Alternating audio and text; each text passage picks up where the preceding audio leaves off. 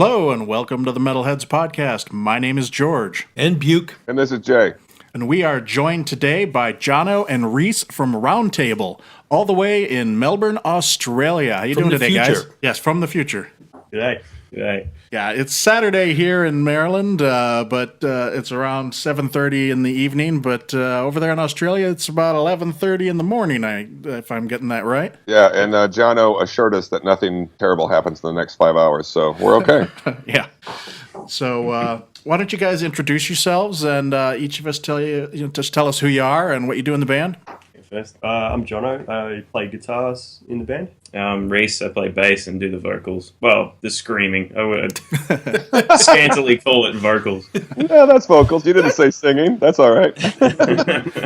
Yeah, Jay does the same thing. Yeah, I'm accused of similar crimes. Yeah. Right. Well, can you give us some history on the band? How did you guys come together? How long you been together? Stuff like that. All right. We started, I think, in 2012. I'd sort of put ads out trying to find... I wasn't from Melbourne originally. I was from Perth on the other side of Australia. And I'd sort of tried to find people to play with sometime, sort of putting out classified ads and whatnot, just saying what sort of thing I was thinking of. Mostly met with failure. Just, had a couple of jams with people and it just didn't really gel or anything. And I was kind of on the verge of giving up because it was just getting kind of exhausting. But I saw an ad from someone else who was a drummer saying he was looking to start something. And some of the sort of things mentioned as sort of influences or whatever sounded like they might be compatible. So who are they? Let's hear them. What were the ones that stood out? What stood out to you? What did you... I think from memory it was like Black Sabbath, Electric Wizard, and The Sword. Yeah, okay. There you go. Maybe. Okay. That's perfect. Yeah. Can't go wrong with that. Yeah. So I thought, well, here's someone who might share an interest in the sort of thing that I want to do. So I thought, what the hey, just give it a go. And we did organise a jam, and yeah, it went really well. So I think we did maybe another one, and that went well too. And he sort of suggested that he had a friend who played bass who might be interested, who turned out to be. Guys, I've heard of horror stories of people buying cars and stuff on the internet. How is it going to meet future possible band members on the internet? Is it a little bit like online dating? Yeah. When you show up and somebody may be talking themselves up. Because I've gone on online dates when I see a profile picture of a girl and I show up and I'm like, oh, this isn't the same person.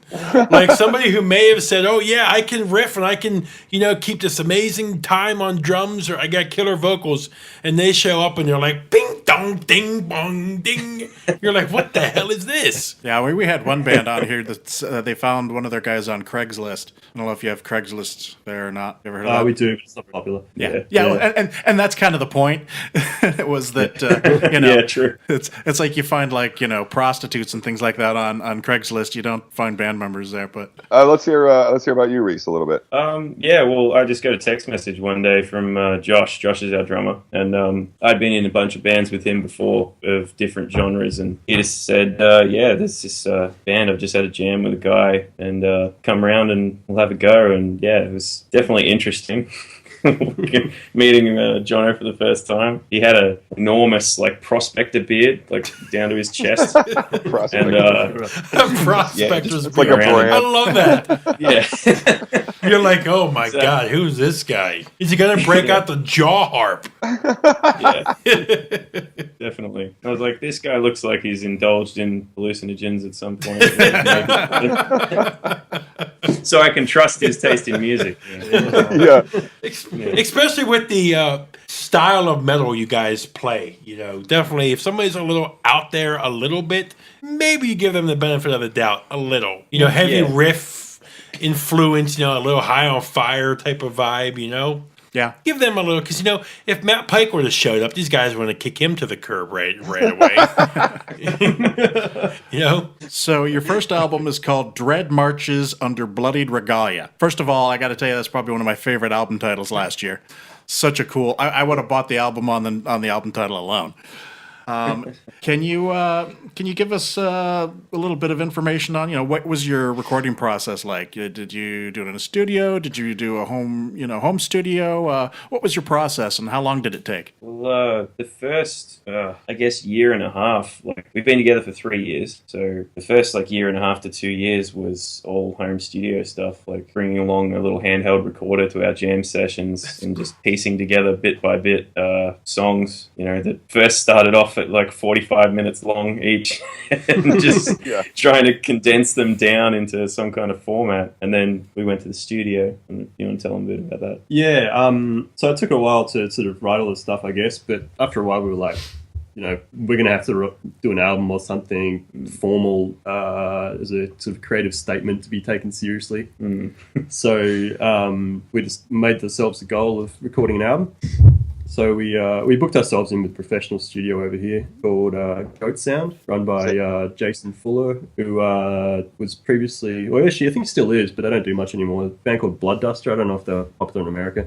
Wow, they're an older band, aren't they? Yeah, I remember them. Sort of grindcore and all kinds of stuff. Yeah. But he's still he's become more of an engineer, although he still plays in bands. And pretty sought after for different types of metal over here. Increasingly so for the kind of doom kind of stuff and that. We'd heard a couple of things that he'd recorded in the past and thought it would be a good match for our stuff. So I had misgivings at first. Wait, what's the profanity? Are we allowed to swear on here? All you want. Swear all you fucking want. Cool. Swear like a dirty Australian criminal, like the country was founded on. Oh. Yes. I heard from Josh, I'm pretty sure it's a Blood Duster album. It's just called Cunt. Yes, it is. Yes, a tat across the girl's stomach, if I'm correct. Yeah. So I wasn't sure what we're getting ourselves into with a guy like that. But, he's mellowed out a lot. Definitely. Yeah, I'm sure. Was he? I'm picturing like a guy in a bow tie, and it's it's really nice to meet you, gentlemen.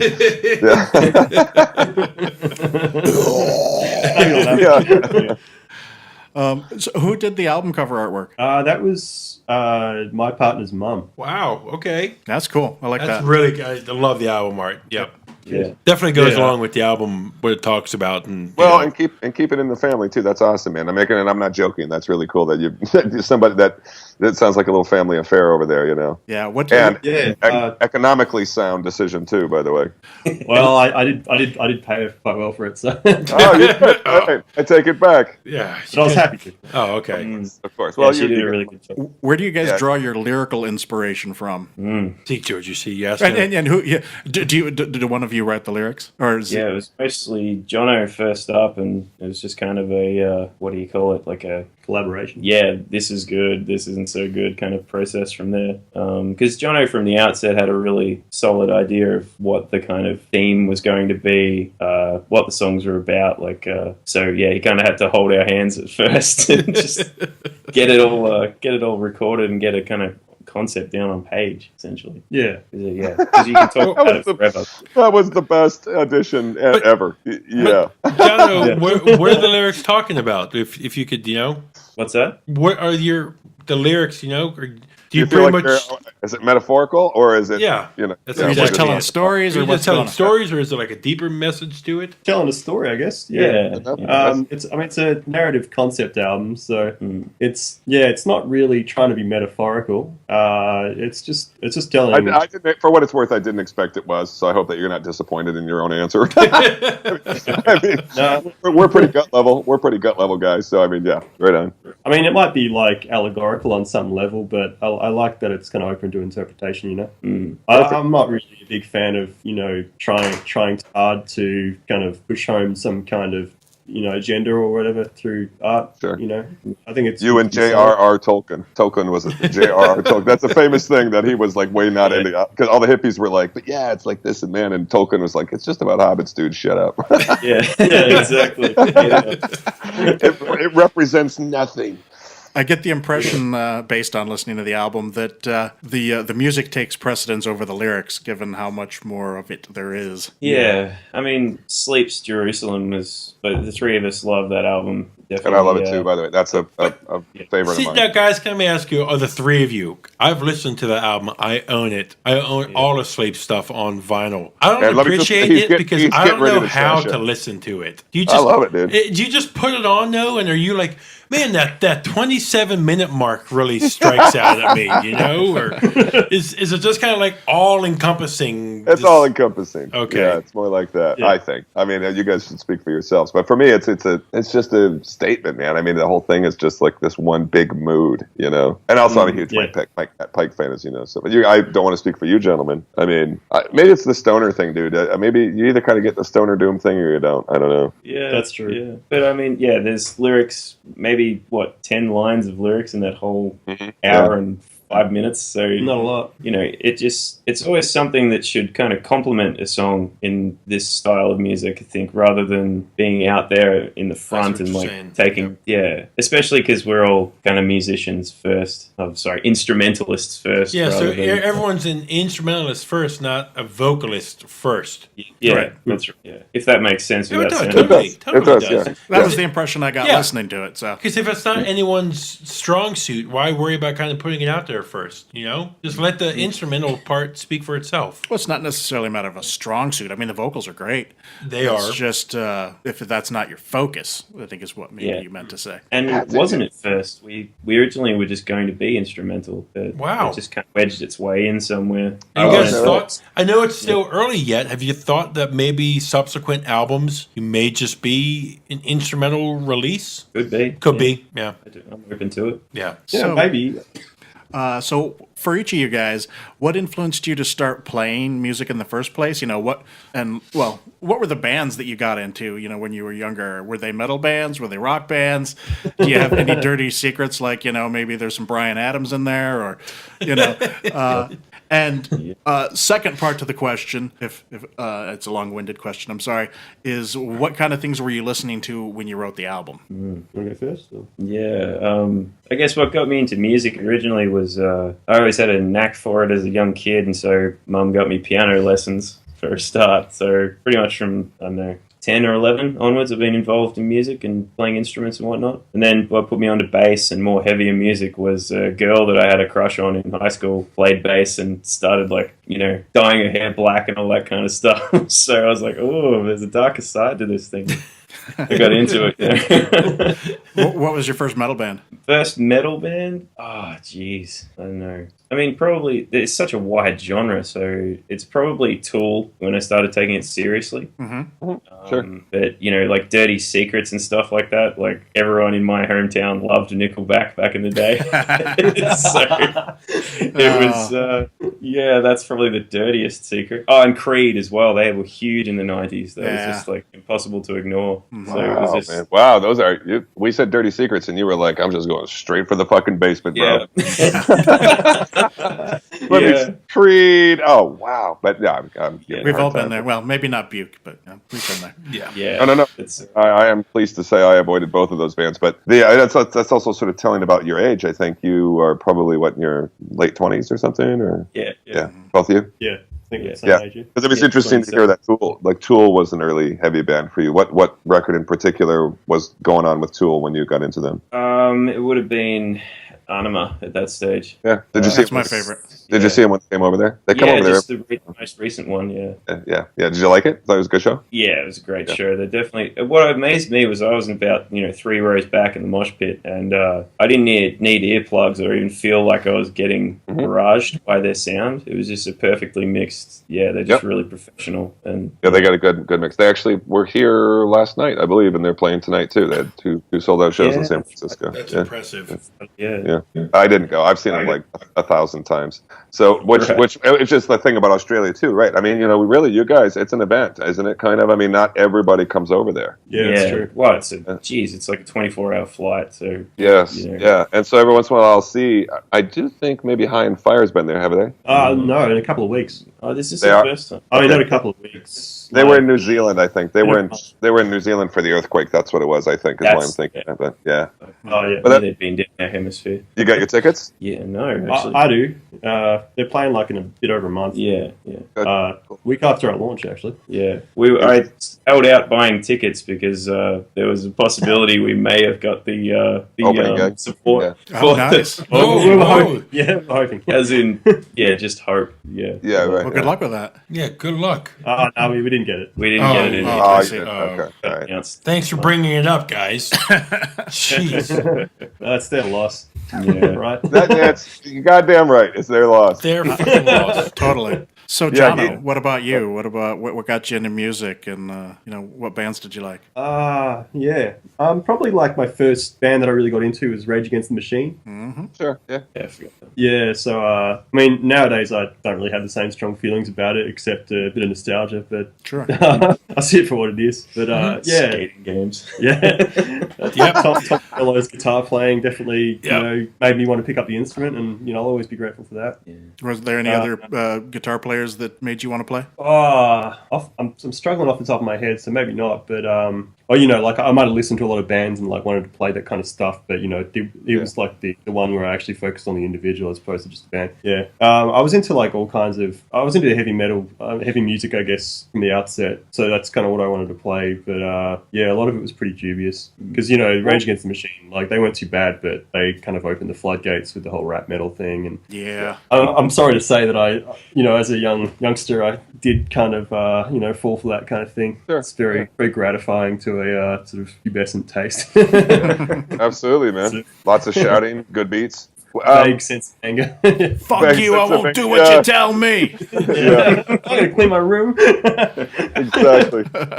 We were speaking of influences and that kind of thing. What you're part of an episode right now, the podcast that we just have been talking about our favorite records in the last 15 years. I'm not going to necessarily ask you that, but was there anything like in the last year that you really liked a lot, and particularly metal? I mean, it's like what records have you guys really been enjoying lately? You go first. I'll have a think. Honestly, like the last year has been definitely for myself, like just very insular and kind of just focused on what I'm doing. Sure. Yeah, getting about the outputs was like, it was like being Consuming. Yeah, very, very consuming. I did manage to listen to a couple of albums. I think probably Elder. Yeah, more. that was on my year-end list. Yeah, great album. That's a great album. Also, I've been listening to the new Goatsnake a lot. Yeah. Blues from what is it called? It's got blues. Black Age Blues. Yeah. That's just a really, really catchy album. I don't usually slam albums over and over, but you just keep wanting to go back and listen to that. It's great driving music. Yeah, I like what's his name, Steven, the guy in the band. He's the dude who's in Greg Sun O too. Yeah, Greg Anderson. Excuse me. Yeah. Yeah, his guitar is excellent on that. He's great. Yeah, he's a great guitar player. He really is. And I believe he owns the label. I'm pretty sure Greg Anderson is the owner of Southern Lord Records. Yeah, I think so too. Yeah. The Rhys, what have you been listening to? I mean, Jono and Josh listen to enough metal for several men. So I tend to try and balance things out and listen to other genres when I can and try and take good snippets from those. But I guess I'm always going back to Ohm and the Adriatic songs, or how do you say that? The other half of Adriatic songs. I the can't other half. remember. Of yeah. So that's Sleep minus Matt Pike. So Different drummer these days as well. oh, is it a different drummer? I didn't know they switched up. I haven't followed them real close. To be honest with you. They changed a few years ago. Did they? The new I was guys a little more. right, I was kind of Matt Pike loyal myself, which is silly. I'm not. I don't mean to say you had to choose one or the other, but that was kind of the direction I went with that split up. You go with mom or dad. I went with dad during the divorce. Yeah, fair enough. Dad. Yeah. And Matt, they're from here too, and Matt lives here. So I mean, I don't know him, but they're kind of an Oakland phenomenon. I live real close to Oakland, so. Right. Any of you guys Motorhead fans? Comment on the news about Lemmy's passing. it wasn't unexpected, was it? No, I mean there was No, we were predicting it for months. there was reports about him running out of steam at gigs, and you know, like he definitely was someone who'd just keep playing to the end, you know. Yeah. And for him All you had to do was to have to do that, you know, everyone knew that it was serious, you know. Yeah. Like he wasn't someone he wouldn't take this sort of thing lightly, you know. Oh, he looked awful in the pictures. You know, we saw it coming. I mean, are you Motorhead fans? Yeah. Josh especially. He saw them live. I think it was 4 years ago or whatever. He said it's the best live show he'd ever seen ever. Yeah, So, yeah, they're great. They're great live. Yeah, not to be morbid, but we were kind of predicting that this would be the year that we lost him, and he didn't quite make it to this year. Yeah, yeah. So Not quite. Actually, his funeral's today. yes, in That's fact, right. it's actually it's probably just about over now. I it watched started part of the live stream just before you guys called. Yeah, yeah. I was going to do that, and then we reorganized when we were going to record the rest of the episode. So hopefully, there's a non-live stream that'll be up there afterward because I'd like to check that out. I'm sure there will. Yeah. What was it? Were people talking, or were bands playing, or what was it that you saw? When I was watching, it was just like 10 minutes. It was just people sharing memories and whatnot. Okay, brilliant. That's cool. Excuse me. So, is there any? Would it be a realistic hope for you guys to tour a little bit with this record? And I even just mean in Australia. I mean, I'll tell you right now. Have you even done any live shows? Yeah, have you? Yeah, we have done live shows. We've definitely ramped it up this year. But Last year. I can't see us doing much. Oh, sorry, last year. Yeah, I can't see us doing a whole bunch of touring on the back of this record because Sure. and unless something happens and it gets a lot bigger than it is at the moment. But I don't know what that would be. I mean, it could just be the right person talking about it. But Yeah, that's it. we've never really been the beneficiaries of a whole lot of hype, and you know, you need a little bit of hype on some scale to get anywhere, especially in this country. I can't imagine So- it's real convenient to go other countries. Is there like Sort a of. touring circuit of Australia that, you know, bands hit? There is, but it's not really much of a circuit because unlike your country or Europe, there's so much space in between each major town, and for the most part, you might as well forget about country towns because it's hard enough to find enough fans to play a show to in a major city, let alone a country town where everybody's just heard of Nickelback, you know. Right. Yeah. So Do you so that was in a related question. What is the scene like? You're in Melbourne. What's the scene in Melbourne? And I mean the metal scene. Are there other bands? Of course, there's some, but I mean, you know the other bands. Are there people that come out and show up to the shows, or Do people like, you know, the metal scene, is it all like cliques? Like the death metal bands stay with the death metal bands and the black metal bands stay with the black metal bands? Or, you know, because of, you know, your location and everything, does everybody kind of, you know, is it Play like together. a melting pot of metal where, it's you know, absolutely like you said, people just stick in their cliques. that's One unfortunate. thing, yeah. Yeah, we have that here, and you know, you see festivals like Wacken where they've got power metal bands with the death metal bands with the black metal bands, and people go to see all of these things, and they're so much more varied in their tastes than we are here in America. I mean, I love all kinds of metal, so you know, I'm not one of those purists that is like I only listen to black metal. And so I like to encourage as many people as I can to try out different styles of music and not just get stuck in one subgenre and be like, that's all I like. Yeah. Well, would you say there's a scene? I mean, and bear in mind, I'm in the Bay Area. You know, this is where Metallica and everybody, and there's not that much of a scene here anymore. You know what I mean? Like, it's not. It's a little They anemic. moved somewhere else, or The scene? I'm Or serious, Metallica. yeah. Like, certain areas become like, isn't Manhattan just becoming like a shithole now? Where it used to be like a scene where all the cool people would hang out and Well, it's more like there's a thing that happens in America where in all the major cities, there's just this sort of really homogenized, like all the major, like a bunch of stores that are represented. It's like it all, like Times Square, like used to have personality, and now Times Square is just like Old Navy and a certain pizza place and this and that. It's the same thing in San Francisco. We have a place here called Fisherman's Wharf that's just all those fucking shops. So, and so a lot of those scenes are dying. The scenes are really falling aside here because it's harder for the little rock bars and stuff to make it. So go ahead. That's phenomenon's global, you know. It's happening here as well, and it's bigger than music scenes as well. It's about individual sort of localized culture existing anywhere, you know. Actually, it's funny you say that because, and I know that to be true. You know, when I've traveled to Europe several times, and the last place I was Ireland, and I have to tell you, Dublin, the place where they want the tourists to go or would expect the tourists to go, is just like Manhattan, is just like Fisherman's Bones Wharf here. It's just all the same. It's these fucking ridiculous. Exactly. Yeah. Oh, look, same. McDonald's. Exactly. Yeah, I wonder if it's the same here. I don't think that bodes well for what it is for the music scene, too. And I agree with you. It's on a lot of levels. But so I'm assuming, you got to work pretty hard to get some people into the shows, maybe. Yeah, I think what you said about sort of genres sticking together, or subgenres really. I think in some ways it's a bit of a safety thing. People are afraid of putting people off by offering something that might, disinterest people. And it's not just the case of getting people down the show. It's a case of if people just turn up for one band and then they all leave for the next set, Yeah, exactly. Because you don't want to be playing to no one, even if you do get the money off the door sales, Yeah. So And I've done that. Very safe. I'm in a band, Rhys. We were telling Jono before you got here, and our drummer is always telling me, why don't we, go down to Los Angeles and we'll play some of these other places in the West Coast. And I always tell him, I always say, why would we want to drive 5 hours to play for nobody when we can play for nobody right here, my friend? Exactly. And I can't tell you how many shows we played where there was like a full room and then the band before us played and then everybody left. You know what I mean? That is rough. Yeah. Yeah. So, but and are there other bands in your clique, if you will? Yeah, definitely. There's a growing scene. Like, we're definitely getting a sense of community about it. Like, Good. it's Bands you respect and like? Yeah, definitely. Yeah, which I was going to say before. Like, a bunch of the albums I've been listening to have been local Melbourne bands.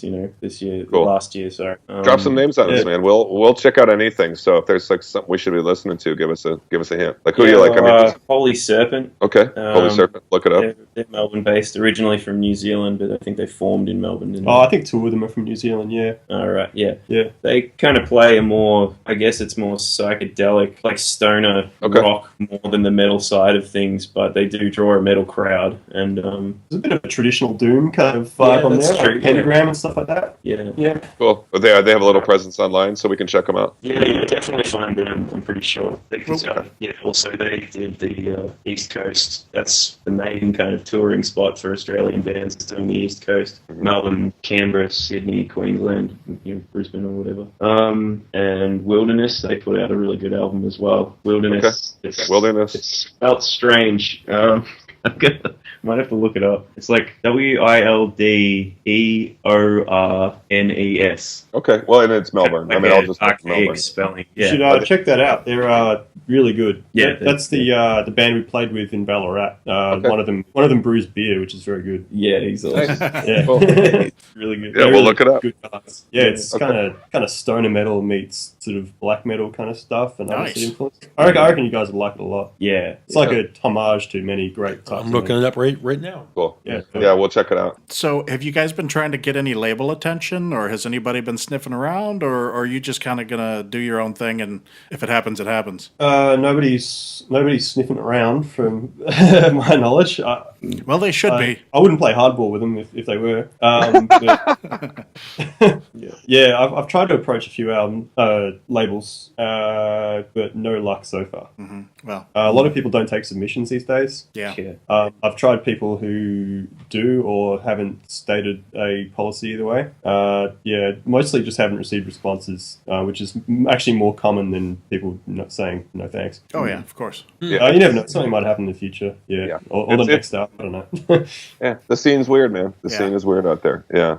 I mean, I agree. Go ahead. There's so many bands in the world trying to get people to listen to their stuff, and a lot of them might be alright, but most of them are not standout. And if they were, then that would just raise the bar, and then they'd be mediocre again by Yep. by comparison. So that's just the way it has to be, unfortunately. Unless there was just a complete dearth of music happening at all, and people were just crying out for anything. But that's really Right. not the way. So I understand. Like, people are just too busy, and unless they have a recommendation from someone they respect, they're probably not going to give you the time of day. Yeah, dude. It's because I always like to say the internet both revolutionized and completely ruined music. I mean, it's sort of like now you can hear a million different bands at the tip of your fingers, and that's wonderful. But on the other hand, you have to wade through a million fucking bands to get to something good. So yeah, That's true. And so it's the same thing for the labels. The labels have to listen to so much shit before they get a chance to hear something like that was weird. Yeah. So, who came up with the name Roundtable, and what inspired that? That was me. I think I Is came it up with Arthurian or? well, In a way, in inner piece. Like it's made up of many different kind of aspects that word aspises. You know, it's espouses. I mean, Either way, we're easy. yeah. All right. So what's next for you guys? Are you gonna do some touring, or are you writing for something new? What's going on? At the moment, we're taking a little break, and then we'll start practicing a lot we're going to do an album launch. We're trying to get a record pressed on vinyl. Oh, Nice. There we go. Now we are talking, boys. Are you guys vinyl fans? Yeah. Definitely. Yeah, We so are are too. we. You're talking to three fanatics. Yeah, we'll definitely buy that. If you do a Kickstarter or anything like that, you need to get funded, just let us know. We'll pick it up. Well, that's good. Cheers, man. We're kind of already funded it out of our own pockets, but it's good to know. I think next time maybe it'd be good to do something like that. I guess it's just hard on the first time round because people, if they haven't heard something yet, they have no reason to help. Well, I you know? think, yeah. Sure. Well, That hey, makes Whereas sense. next But time hey. it'd be like, you want the music? Pay for if you ever just need a couple of bucks, let us know. Yep. Are you still there? Yeah, the Yeah, this video is dropped out. Let's just turn the video off, it looks like. Oh, here you go. Yeah, the video Thanks. went There out. it goes. Oh, there you go. Yeah. All right. Yeah, we'll definitely buy any vinyl. Yep, we definitely Be will. sure. It probably cost $40-$50 to get it shipped here, but Yeah. It'll be worth it. Hopefully not that much. But Yeah, do you there guys is have that. any merchandise yet? I was looking, I didn't see any. Really? Yeah, that's interesting.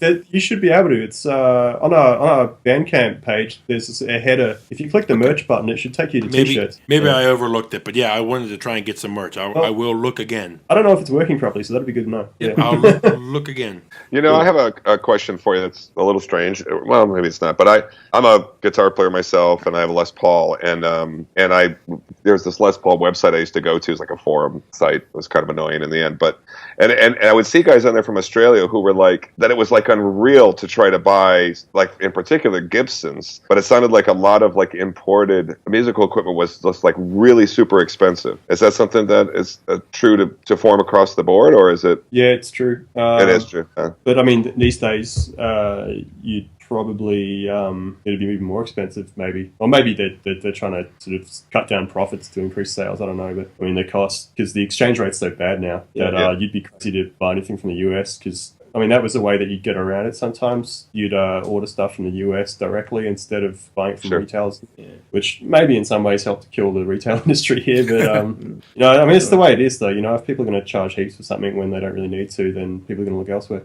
Yeah. One of the biggest just music stores in and around Melbourne was Allen's Music, and they've had to reduce the amount of stores. I think they've got one left in Melbourne itself. I thought they closed down totally, but then I went past it the other day. Yeah. So it's like, it was just too expensive, and people were going elsewhere to, you know, get their instruments and whatnot. Yeah. Well, Oh, how did that's- you get yours? How did you guys get what you have? You can get secondhand stuff here, and occasionally you get a good deal. You know, we've got a really good secondhand store in Melbourne, and I'm pretty proficient with the classifieds and eBay and whatnot. Good. Yeah.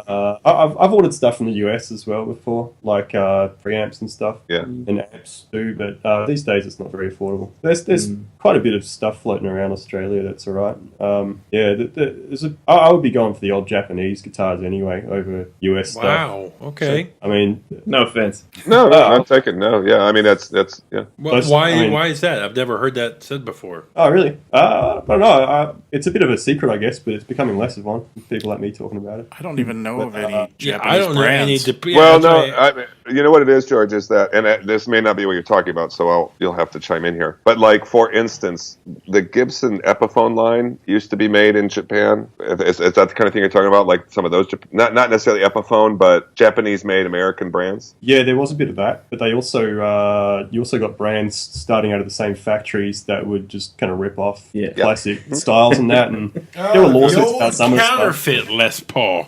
Oh, like Hondo. But that was so good that like actually, Hondo John custom. Yeah, my first guitar was it was a Hondo, which was I think probably like Korean or something. Yeah. And it was a copy of the Kramer Eddie Van Halen guitar. It had like it was black instead of red, but it had like the taped white lines on it and stuff. And it was I know the ones you mean, yeah. yeah. But you've had good fortune that, and I mean, there are guys in America that do feel the same way about that. Like I know the guys that like some of the companies now, unfortunately, a lot of the ones that did produce in Japan are going to other places. So there are guys who are looking specifically specifically for the Japanese, what I call the cheaper brand, of the not just American cars. I realize you're saying there's also Japanese brands, Well, like a Yamaha. I mean, Matt Pike's classic guitar was a Yamaha SG2000. I didn't know that. Yeah, it's the double cut SG. It's the really fancy one. I mean, sorry, SG is a double cut anyway, but it's like a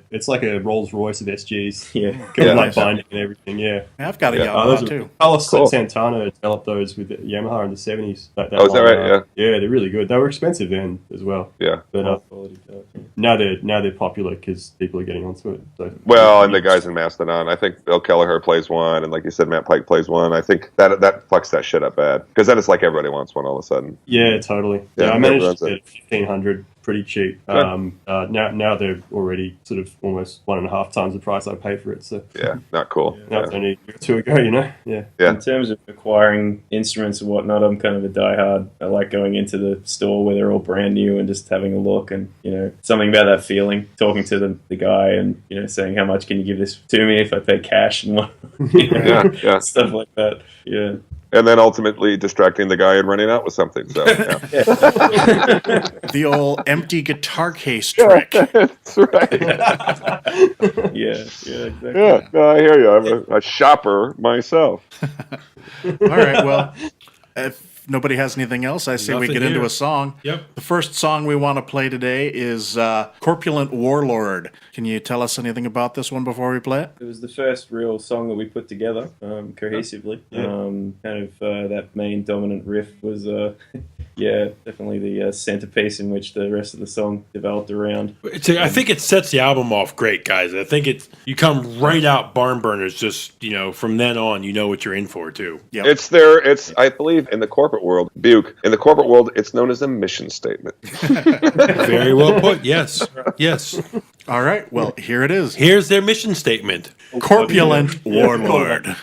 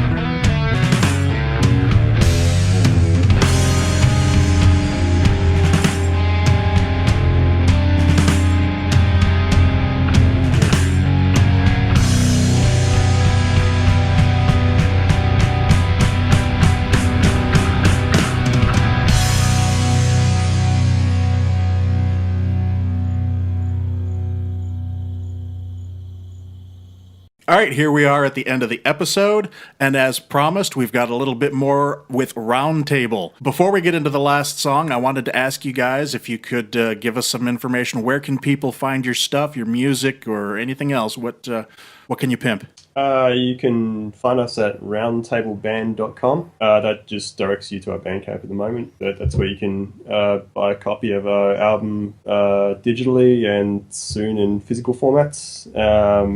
You can also buy t-shirts there. Also, we've got a Facebook account at facebook.com/roundtableband. That's where we sort of post the news most regularly about what's going on with us, gigs and whatnot. Probably mostly, relevant to local people, but nonetheless, we sort of post first about, releases and things like that, and interviews and whatnot in there. Yeah. We like to know what you're up to. Do you have a Twitter account? Nah, yeah, you got to draw the line somewhere. That's our line, Facebook, Twitter. I think a lot of investors say that exact same thing about Twitter. You got to draw the line somewhere. Yeah. And I cut you off. Is there anything else that you guys wanted to mention? Yeah, we're on SoundCloud as well. I know if you just look up Roundtable Melbourne, it'll direct you straight to it because there's a couple of roundtables floating around on SoundCloud. But it's just the same stuff on there. A Japanese band called Roundtable. And here in America, we have the delicious Roundtable pizza. But so don't be confused by that. When you so Google these guys. Google these guys as Roundtable Band, Roundtable/Melbourne. You'll get to where you're going. Yeah, that's right. Excellent. All right. Before you go into the next song, I just want to say how much we appreciated you guys being our first across the ocean interview. Yes, our pleasure. We definitely appreciate the effort that it took to put all this together. And I've been talking to you for a while, and we finally got to make it happen. So thank you very much for coming on. So the last song we're going to play is called "The Siege of Uther's Keep." Can you talk about that a little? I guess lyrically, it's about a part in the story where the warlord Kral is sort of seeking revenge on his former ally Uther and launches a siege on his keep. So the song. I'm sorry. Wow, it's all coming together now. I understand the name now. Yeah, the song is about that attack from beginning to finish, and so he slowly lays waste to the forces of his enemy, and then discovers that the guy isn't even there. He's sort of disappeared during the action to save his own skin. Dude, nothing you've said over the last 30 seconds was not completely fucking metal, dude. Nicely done. You got siege in there, people running for their lives like cowards. Yeah, this is fucking metal, dude. Yeah. No, good stuff. Yeah. Wait, Sam. Oh, what was that? Go ahead. There's like samples and stuff in there which are pretty cool. I sort of found a sort of public domain sound library and kind of assembled a soundscape to sort of set off the story a bit more. So at the beginning of the song, there's sort of there's that sort of stuff throughout the album, which we kind of like the idea of to be a bit different. But I guess it's a bit more pronounced in this song. At the beginning, there's a lot of sounds of sort of the forces amassing and riding in and sort of battle horns and whatnot. And then later in the song, you've got the sort of sounds of battle and the rhythmic banging of the ram against the castle doors, etc. I honestly thought you were gonna say wenches, but that's cool too. Sorry. A couple of those samples came from original recordings of Polish cavalry or something, wasn't it? Back in. Oh, really? Did you end up using them? No, it was stuff from. I think one of the sort of contributors on the site that I used was the sort of Finnish National Archives or something. Yeah, that's right. So I think they were recordings from the 70s or 80s or something, like probably reenactments or something of the Civil Wars or something. But there's some really cool stuff out there. But don't try to convince me any of those are medieval recordings, because that's just we're not. They sound pretty convincing. Yeah, fair enough. We're glad to have you guys, man. Yeah, thanks for coming on. And like we said, make sure to look them up. They are Roundtable. And this is the song, The Siege of Uther's Keep. See you next time.